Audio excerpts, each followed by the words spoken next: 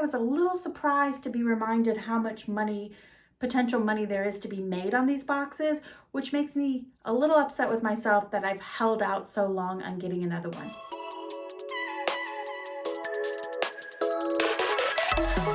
Hi Sequels friends, welcome back to my channel. It is so wonderful to have you here with me on this somewhat dreary, rainy spring mountain day. Before we get into this video, let me introduce myself. If we happen to have any new people, hello new people, welcome, welcome. My name is Heather and I am a part-time reseller across various online platforms, and I like to share my part-time reselling journey with you here on YouTube. Today is going to be an exciting one for a lot of you because I have not done an unboxing like this in quite a long time, because let's not kid ourselves, these boxes take a while to process and can be a bit tedious. But I know you guys love these unboxings, so not only are we doing one today, but we are also doing one on Saturday, and we're going to compare and contrast. So we are doing two jewelry mystery unboxings. Today we are going to start with one I am quite familiar with and have unboxed a lot, and it is the Goodwill Bluebox jewelry box. And then on Saturday we're going to do a new one that I've never bought before, and it is the American Thrift Supply jewelry box. If you have not bought a mystery jewelry box, this will let you know what you're in for. And also by comparing and contrasting the two, you'll have a better idea of which one maybe you want to spend your money on first. So if you guys have not done this already and you are not a Sequels BFF, I would highly encourage you at this point to go ahead, hit that subscribe button, ring-a-ding-a-ling that bell so that you're notified on Saturday when the American Thrift Supply jewelry box drops. These two videos are pretty hefty. They are a bit longer than my usual videos because there is a lot of product to go over here and a lot of numbers to go over. So get yourself comfortable, get yourself a snack, get yourself a drink, maybe work on some listings and get yourself up to date on your listings, because you might as well enjoy this and make money at the same time. Talk about a win and have a drink and some snacks. That's a win-win-win-win. All right, let's get into numbers. This box cost me $44.99. Of course, that is not all it cost me, because the tax man's gonna be taking his money, and he took the state money and the county money. I'm also gonna have to pay some shipping and handling. So that $44.99 plus $7 shipping and handling plus $2.47. I'm looking at my notes if you wonder why I'm looking down. $2.47 tax plus another $1.17 tax means my all-in investment price is $55.63. As you will see shortly, I have 40 saleable items. Take that total, divide it by the 40 saleable items, and that makes my cost of goods per item $1.39. Now, I have already divided out and packaged up all of my items because they are ready for sale. I have bracelets, earrings, and necklaces, and then in this bag is my miscellaneous crud that did not sell. This is the box that the Goodwill, I cover my address. This is the box that the Goodwill items came in so that you have an idea of how you're going to get them. And this is all the stuff that is either damaged. Well, most of it is damaged. That's why it would be considered not saleable to me. Hopefully you could see that because I'm kind of a little in the blind with this filming. And it was a really pretty turquoise and coral, kind of Native American, Western pendant. But the end, there's a little piece here that broke off. There's some other fun stuff like this Lizzie James bracelet, which is broken in some way because it's way too small to do a wrap. So something wasn't right about that. You know, all sorts of little cheapy, like these are cheapy little bracelets, but these little cheapy bracelets never sell for me. I could try to sell them for $1 and they still don't move, so I'm not going to waste my time with that. any of this stuff that has mates and is still saleable, I will go ahead and give back to Goodwill. But I had to look at this because this is a Napier, which is nice, but you could see it's just scratched up like crazy. So I'm not gonna waste my time with that.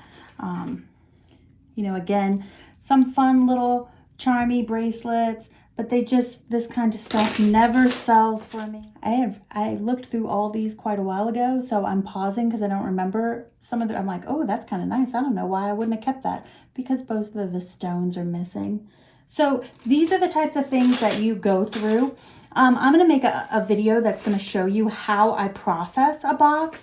So if you're really into jewelry boxes and learning more about how to sell jewelry, I'll do a video on how I process the jewelry, as well as how I photograph and list jewelry, to help you with that. So if you are looking forward to that, go ahead and leave me a comment below that says you want to see that video, because the more comments I get for stuff like that, the more likely I am to move that to the top of my priority list. I brought this Lizzie James out first. I said in the beginning that this one was smaller, but I don't think that it was actually smaller. Now that I have it, it's a touch smaller. But once I saw the one that I kept, I remembered why I kept it, because this one actually has the Lizzie James logo on it and the other one does not. So I was not familiar with this brand, and you guys know that I'm plus, so not all the stuff's gonna wrap around my wrist the same way it will yours. I was not familiar with this brand and learned about it from this box, which is another reason why these boxes are so awesome, because you can learn all about new things to look for when you are thrifting in the wild. This is just a costume brass bracelet. Nothing super fancy, but something to help make up some money. This just seemed like a cute little bracelet that a lot of people might enjoy. I know people love these stackables. I learned about this in my last Goodwill jewelry unboxing, and I do not believe these are listed because they need to be cleaned. They are Alex and Andy. And let me know if you guys have sold this brand and if it's worthwhile to sell when they're a little bit older. This is 2016. You can see all the fun little charms. Because these have a brand associated with them, even though they look like the other charm bracelets, I did go ahead and consider, you know, selling these. I like this because it is vintage, which means I could sell it across all of my platforms. How pretty is that? With the abalone shell. And then it also, I love all the green. And then it also has a little toggle clasp. Really, really pretty, and it's a bigger size. If I remember correctly, this is an 8-inch because, as you could see, fits on me. There are a few items in here that need to be cleaned, and if I remember correctly, this is one of them. It is just a chain link bracelet with little rhinestones, and there's no markings on it. And then I did get one watch. And I'd love to hear from you. Do you guys, I think I'm gonna need a battery to confirm that it works. Do you do that? Or do you sell it saying not tested? I don't know. If I have a battery at the house, I'll go ahead and give it a try. So this one's not listed yet, but isn't it pretty? And it is Côte d'Azur. Côte d'Azur. You can see that up there. This one, I'm trying to figure out the marking on it. So all of my jewelry resellers, if you know what the marking is, let me know. I'm not sure if we'll be able to see it here on camera. And if not, I'll pop a picture in here so that you could see the marking. But can't for the life of me figure that out with the Google Lens or anything. But it's just that silver bangle bracelet with some just white stones. This healing copper jewelry always does well for me. I like this one. It's a fun twist cuff cuff bangle design, and it is quite large. So I did put in there that I believe that it's men's, because you could see it's quite large even for me. And if you guys see anything along the way, or you notice that something's a certain brand, or you notice like a name to tag something, go ahead and leave those comments below, because it will help out anybody who's watching. This bracelet is gorgeous. It looks almost like a lampwork glass bracelet, but to me, it feels like plastic. So it would be a lot cooler if it was lampwork glass. It does have a decorative toggle, but how cute is that for springtime? This is another really fun. I love this, the mesh with the beads, and then it has the magnetic closure. Look at how pretty that looks. Nice, chunky plastic. Very cool vintage retro bracelet.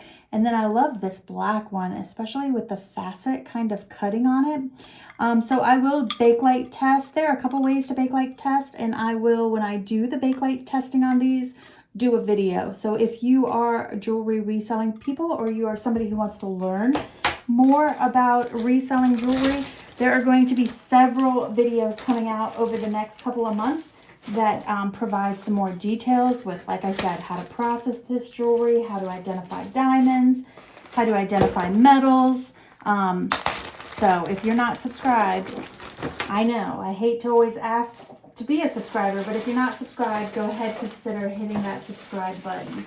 All right, moving right along to earrings. First up, we have these really pretty costume silver, or silver tone as most people list, earrings. I love the sparkle. They're like little twists, and it almost looks like little beads, so it provides a little bit of a sparkle.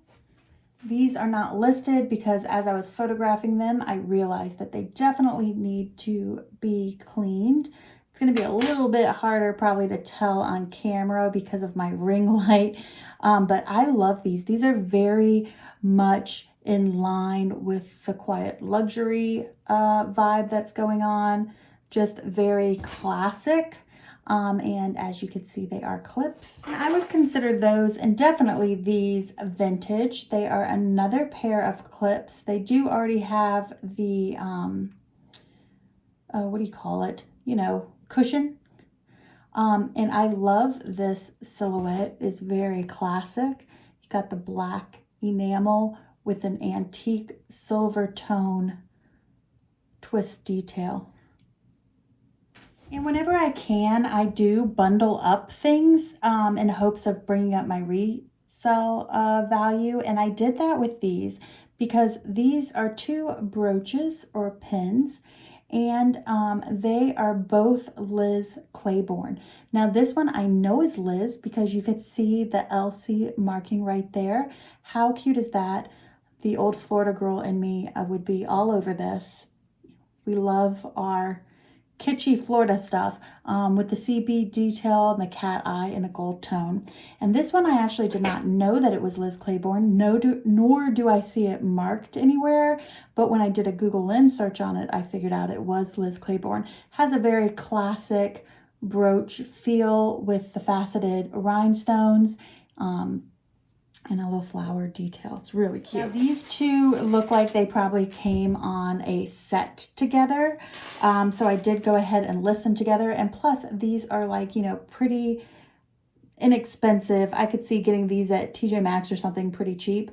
But they are a rose gold tone. And these are kind of like a hoop, almost like a threader style. And as you can see, they are cute little hearts. And these are really cool. They are definitely a threader style with little, I don't know, oh, there's the rhinestone. It almost looks like a mid-century sunburst. And then you could see the threader detail so that this hangs out the back. Really pretty. All right, moving right along into necklaces. Now I have a few of them out because they needed a little bit of cleaning, and I just took care of that. So these still need to be packaged. This is a very long necklace, and most all of the costume fashion jewelry, costume jewelry, whatever you like to call it. Most all of them do have extender chains, as does most costume jewelry. This is like an antique brass, as I said, super long necklace. And look at this, is kind of a fun detail, like angel wings with the rhinestones, and then it has this really romantic fabric tassel. It is American Eagle Outfitters. You can see that there. All right, Heather. And you can also tell by the little eagle on the back. And this is giving me all of the Y2K vibes, which means it will probably sell since everything Y2K is popular again. I always call these shaky necklaces, but it looks like tagging wise, most people call them dangles. And you can see there's some pearl and rhinestone detail. You might recognize that cursive B. This means that this is Brighton, which definitely has a following. They are known for their kind of antique silver scroll work, heart designs. This is a really pretty chain. And then it has this pendant on it. Hearts, scroll work. The only thing you can see is the finish on this is a little, I'm going to hit the light a couple different ways, is a little bit rough. I did try to clean it up. I just made sure that that you could definitely see that in the pictures.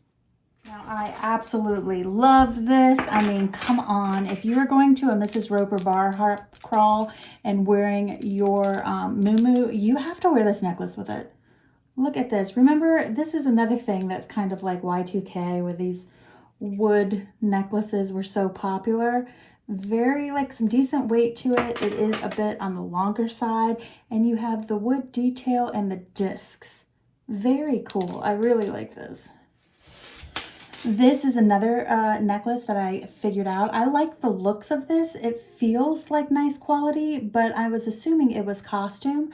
I did a Google Lens search on this, and you could tell there's a little bit of wear on the overlay, and there is an overlay on it because this is actually stainless steel with a gold tone and silver tone overlay, but a really pretty herringbone. And this is another necklace that is a men's necklace. This is a beautiful earth tone multi-row necklace. I actually did this one as a twist because I think it looks really nice as a twist necklace. And the way that the rows hang made me feel like it should be twisted. Okay.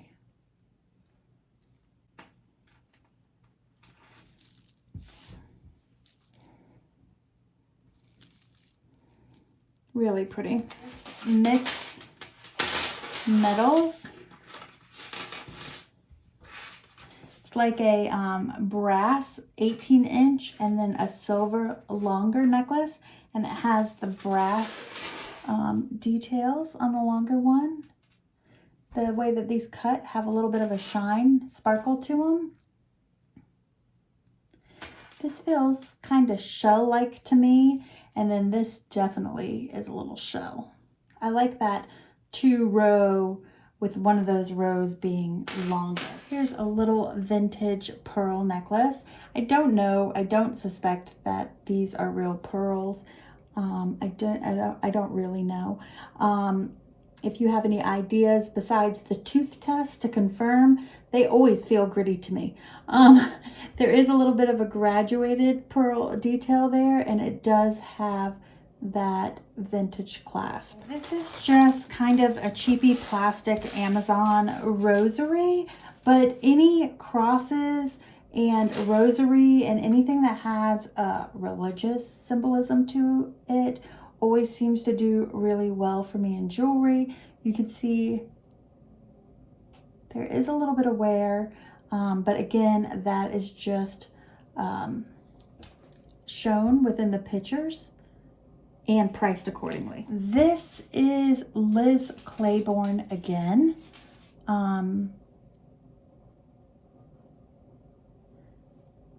It's a cute little rhinestone right there. You can see the LC. And this is very pretty, delicate, minimalist Y necklace. And I like the little beads on it. It almost has like an Indian jewelry feel to it because of that bead work. As you guys can see, I tend to pick up the jewelry to show it to you because I think it shows a little bit better than just laying it flat. This is Express, and it is so very Express jewelry looking.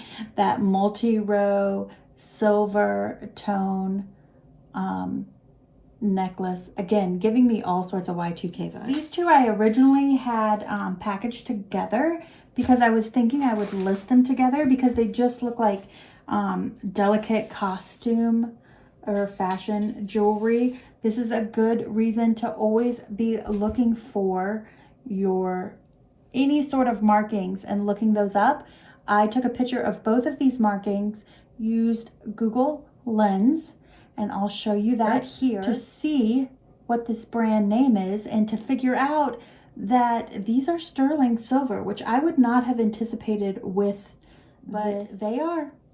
And they have cute little names. I'll make sure I put the name below. This is very delicate silver chain with some textured beads. You can see the logo is quite similar, but a little variation. And this is one of those beaded, it's almost like, what do you call it? I've lost my words for the type of chain this is called, but I love it because of how those little beads are cut and it has a little bit of sparkle to it. And then it has the bar, almost like a pendant, and that to me looks like jade. Recycled, upcycled paper beads, and because this one is handmade and upcycled, I can list it across all the platforms, which means it can be listed on Etsy as well. And look, that little bit longer length, this is great to wear as a bracelet, as you could see me twisting around here and doing, and it's also great for layering. This is an antique brass necklace, and again, all sorts of Y2K vibes. A bit of a statement necklace feel, antique brass, faceted rhinestones, the mismatch. Now, when I looked this up, I think it's a Betsey Johnson necklace, but there is no markings on it saying it is. So I'm not going to sell it as a Betsey Johnson necklace, but most of what I looked up, there's multiple variations of this, which also makes me think it's Betsey Johnson. But I just don't feel like I could sell it as a Betsey Johnson necklace when there's no markings on it that say that, which kind of stinks because it's likely vintage Betsey Johnson. But let me know what you guys think. That was based on my Google search. So if you have more insight than I do, let me know. This necklace has such an interesting clasp. Like, look, it's two lobster claws. But it's like a bib style almost, a dangly bib style. Again, all I could keep saying about this box is Y2K vibes, which is funny because I was a jewelry buyer during the 2000s. 2004, early mid 2000s, and this is all giving me these vibes. Turquoise coral beaded dangle bib necklace. This one has a very similar feel, bib, like a pale, almost flesh tone, or my flesh tone, pale, just pale. No pink, just pale.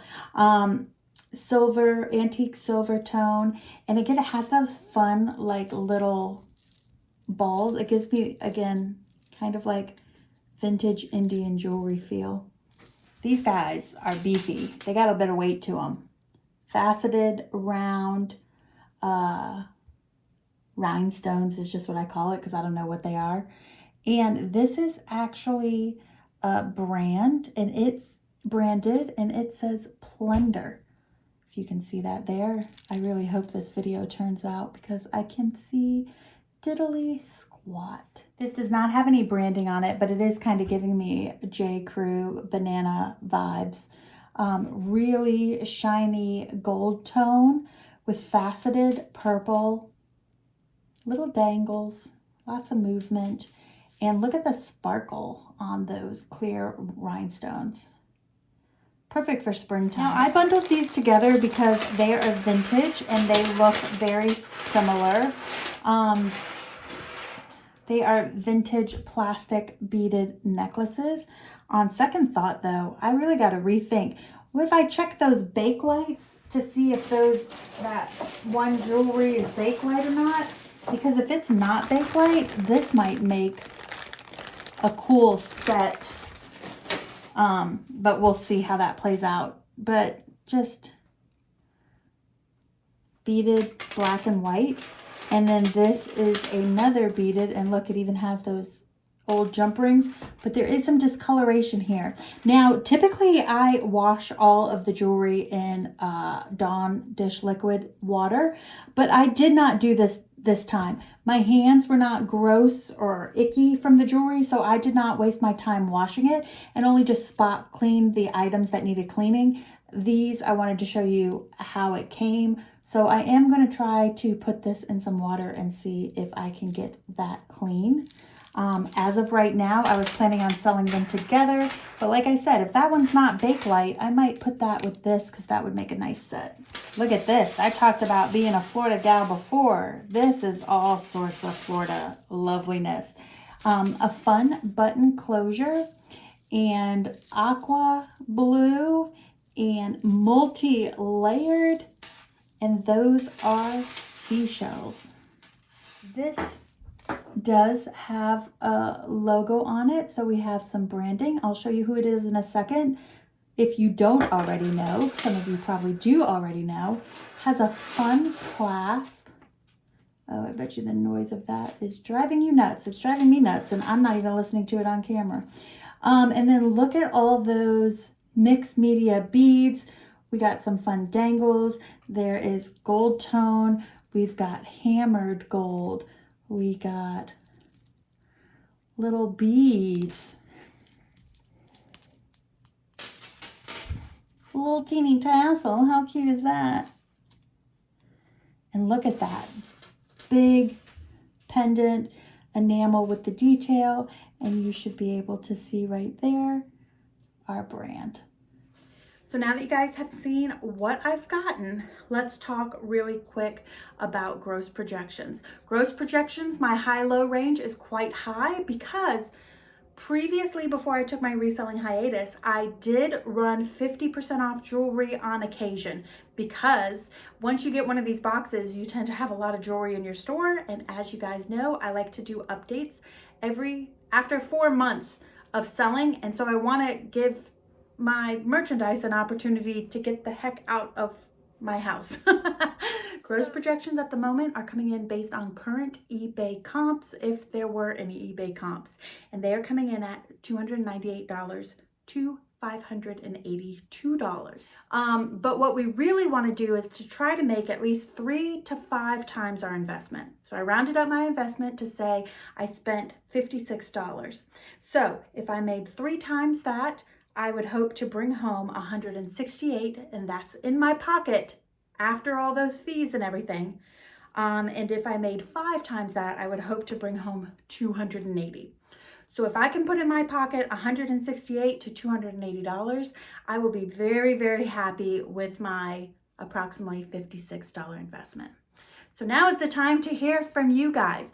What do you think of this box? Do you think I can get anywhere close to my gross projections? Do you think I can get anywhere close to my 3 to 5 times return? And what is your favorite item from this box? All of those things, I would love to hear from you. So drop your comment in the section below. On Saturday, we are going to talk about an American thrift supply box, and we're going to compare the cost, the gross projections, and everything with this box so you can get an idea of what we got in it, so that you can get an idea of which one you think may be a better fit for you to purchase.